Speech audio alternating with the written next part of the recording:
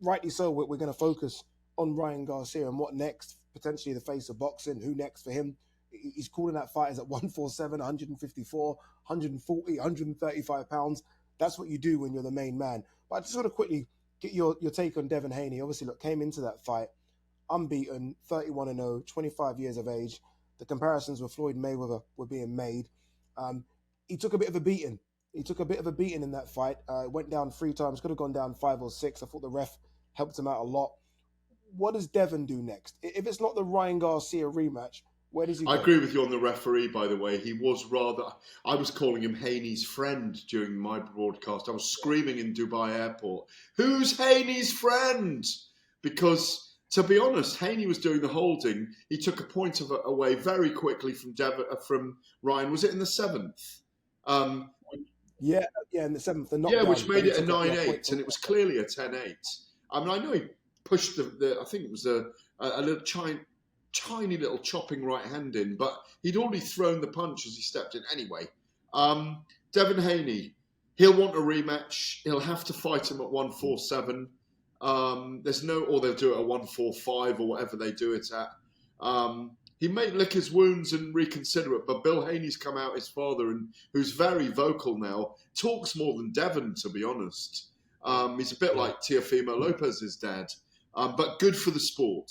Ultimately good for the sport. And Bill is a very clever, shrewd man. And I kind of want to answer something we didn't really discuss just now, which is there's a Teofimo Lopez fight there for Devin Haney, which Bill thinks he wins easily.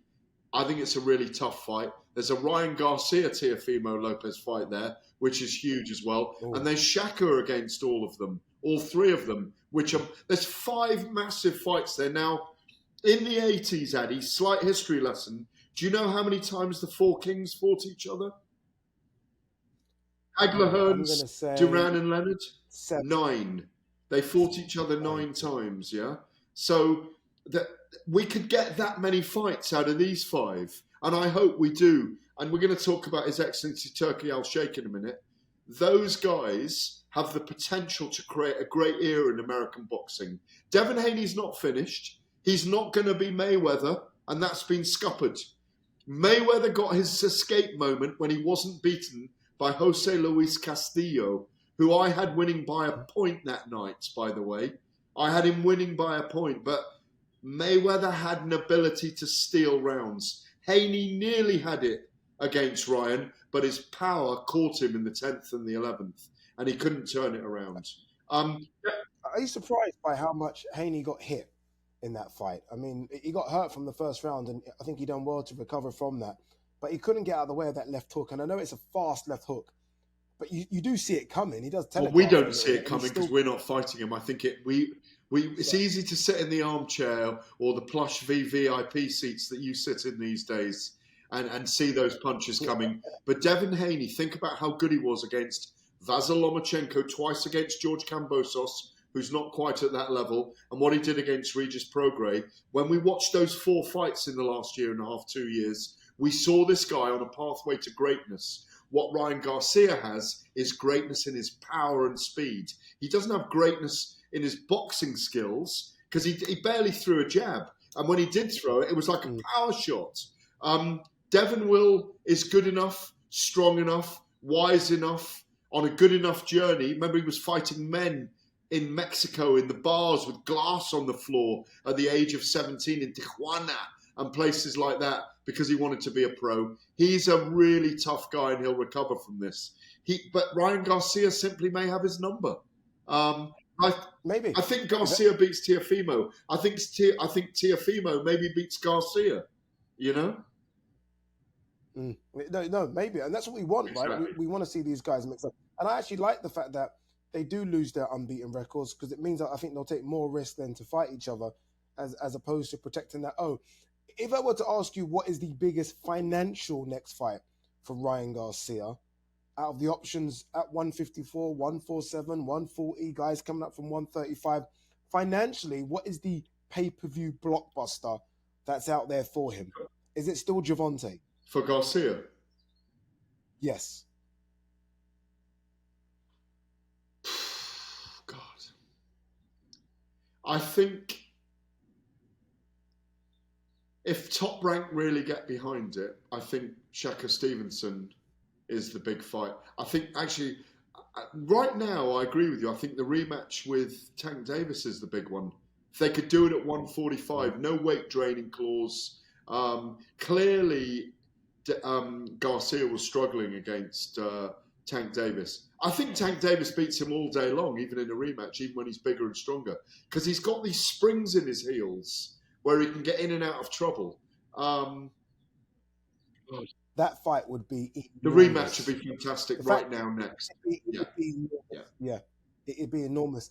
He has called out a certain Conor Benn as well. Obviously, look, we know the issues that Conor Benn's having, but he says he wants to go to 147. He said, I'll come to London and fight you, Conor Benn, at the O2 Do you know what? Arena. As soon as Eddie Hearn and they should have booked the arena already. They should have booked a stadium for August. They should have booked Spurs or Wembley Stadium. I'm telling you now. Adetun Odolipo, if I've got it right. Wrong. All wrong. All wrong. I'm trying to do it with passion. They could book out Wembley Stadium for July against Conor Benn, sell it now with a media tour, maybe August, and that would sell out Wembley. That's how big a star Ryan Garcia is. The minute he said it, Eddie Hearn should have been on the phone to Wembley Stadium, asking when the weekend was free in the late summer. Conor Benn should have been on every media channel on Britain's morning TV shows going, I'll fight him, I'll run around the block naked, I'll do anything. Because that kid is offering you a path to glory. And it's at 147. I still think he beats Conor Benn. Wow. Okay. Really? In front of 100,000 people at Wembley. Ryan Garcia could do a media tour of the UK and get 100,000 people at Wembley Stadium. Do you not believe it? No, I believe it. I 100% believe it. I think he's got something that just... there were so many kids there, 16-year-olds, 15-year-olds. Who are you here to support? Ryan. I was like, wow. So he's got that TikTok generation. He's obviously got hardcore boxing fans because of he's fighting the fights, and he's got the casual boxing fans, and he's incredibly good looking. The amount of girls that were there for Ryan Garcia, he literally ticks every box. I remember when KSI fought Logan Paul in Los Angeles, and I was working that week for William Hill, and Eddie was promoting it. Billy Joe Saunders was on the cards, and Devin Haney was on that card as well. And Ryan turned up with his brother, sitting next to Justin Bieber, next to Lil Wayne. All these stars were there. It was just an incredible night. It was a similar kind of thing. That crowd, and this is a kid who can cross over. I just mentioned the Four Kings and 9 fights. They took those fights, Eddie, more history here, between 1980 and 1989, a span of nearly a decade. Now, we had the first of these fights. When was Garcia and Tank Davis? 2 years ago, a year and a half ago? Last year, May. We've got till 2030 for all these guys to fight each other. That's so exciting. And wait till Turkey Al-Sheikh gets his fingernails into that one. We're going to talk about him because he's already started to get his fingernails into things. Okay, I asked you what's the biggest fight for Ryan, and I think we both agree, Tank. Who do you think he fights next, though? Like, what do you think happens? I think he'll fight Sebastian Fundora. At 154 pounds. It wouldn't surprise me. No, I mean, there was talk of that, wasn't there? There was some rumour about it. Yeah. I think it's a Devin Haney rematch. Yeah, it probably is. It's a really big fight. It does a million pay-per-view. Yeah. They've done the 7th inning. They'll go back for extra time, won't they? You know?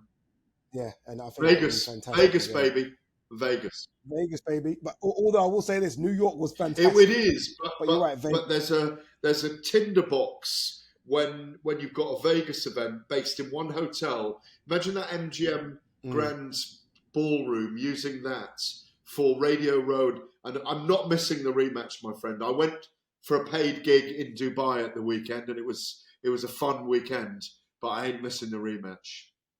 Who wins? No, you need to be there for this. Who wins? Garcia again. I agree. Garcia again.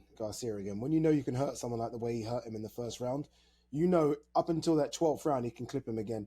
So I'm going to go Garcia. It was a beautiful short left hook as well, wasn't it? From nowhere. From nowhere. So fast. So fast. And he's only going to get better with Derek James as well, I think. So, yeah, I think this is definitely the era of Ryan Garcia getting his get back.